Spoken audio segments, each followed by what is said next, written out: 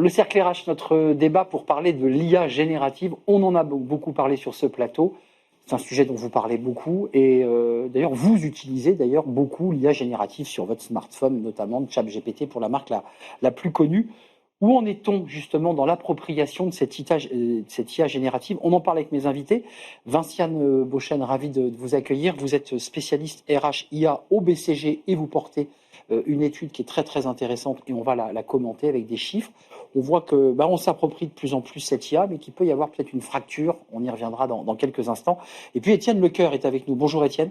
Bonjour Arnaud. Très heureux de vous accueillir, cofondateur de Les Enthousiastes, qui est un groupement, une association d'entrepreneurs de plusieurs secteurs, et vous expérimentez, vous analysez cette IA. On parlera du marketing, de la finance, des RH dans quelques instants avec vous, et vous êtes conférencier par ailleurs. Merci d'être là. Commençons avec vous, Vinciane, parce que l'étude BCG, elle dit on s'approprie de plus en plus l'IA, mais on voit quand même qu'il y a déjà une différence entre les dirigeants ou les cadres et les salariés employés. Est-ce que c'est déjà une première ligne de fracture dans cette étude? Oui, tout à fait.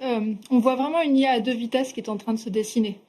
Aujourd'hui, si on parle d'adoption, les gens qui utilisent régulièrement l'IA, on est à 72%. Mais il y a un vrai écart entre les dirigeants, qui sont plus de 80% à utiliser l'IA de façon très régulière. 85, je crois, non? Ouais.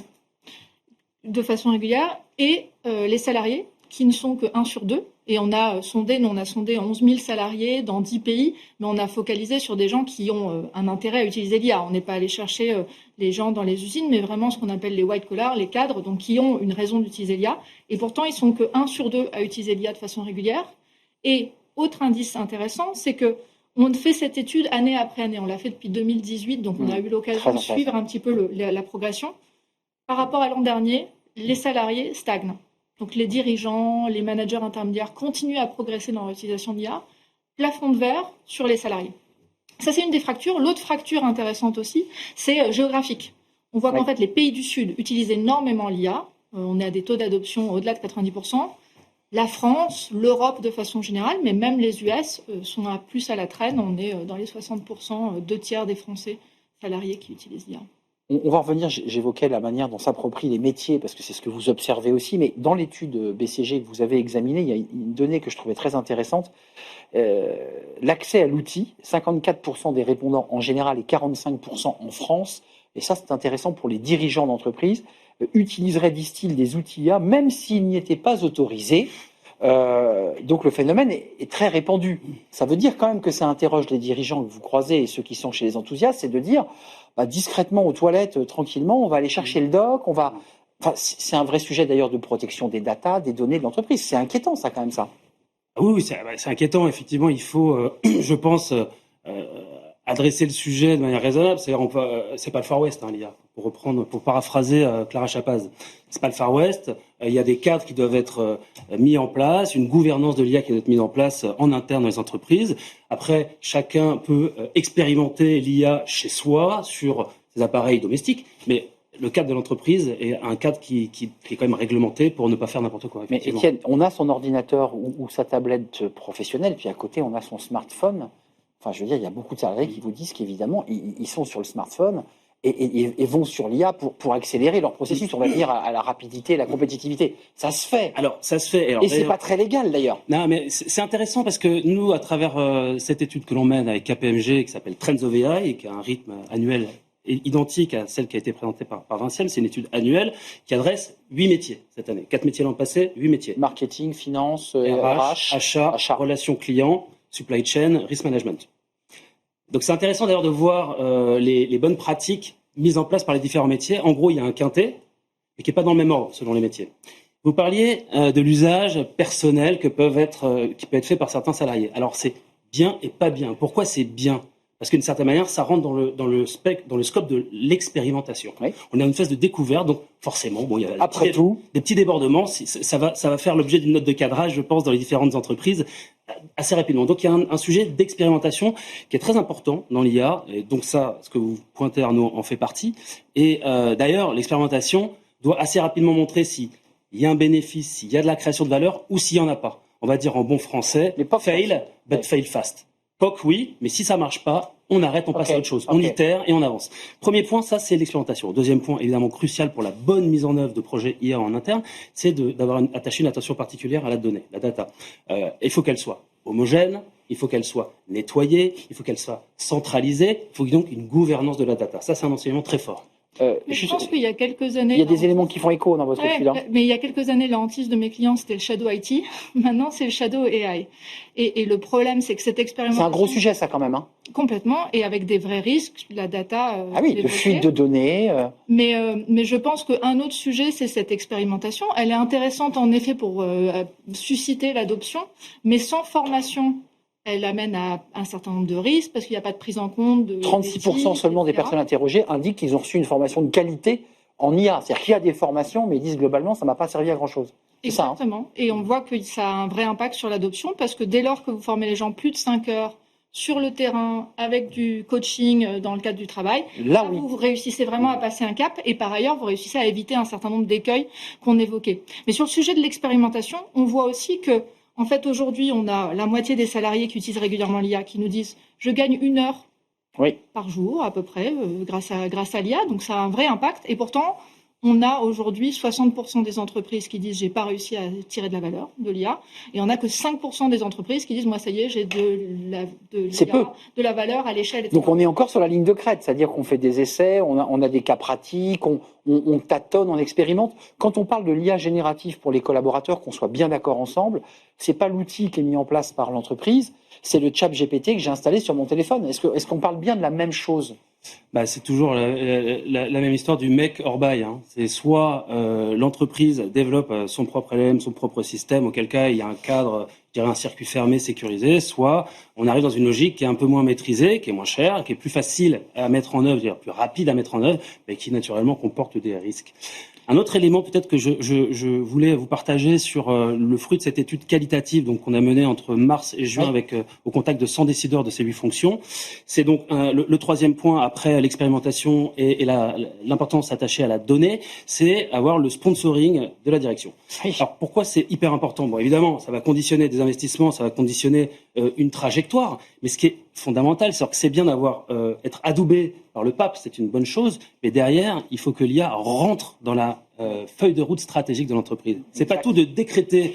On va être... Là aussi, point commun avec l'étude BCG. Là aussi, nous, dans les vous dites exactement la même chose, c'est que si on transforme pas l'orga en accompagnant l'IA, ça marche pas. C'est du plaquage, ça fonctionne pas. C'est ce que vous dites. Il faut avoir une approche en profondeur, en granularité des sujets IA. C'est la même chose.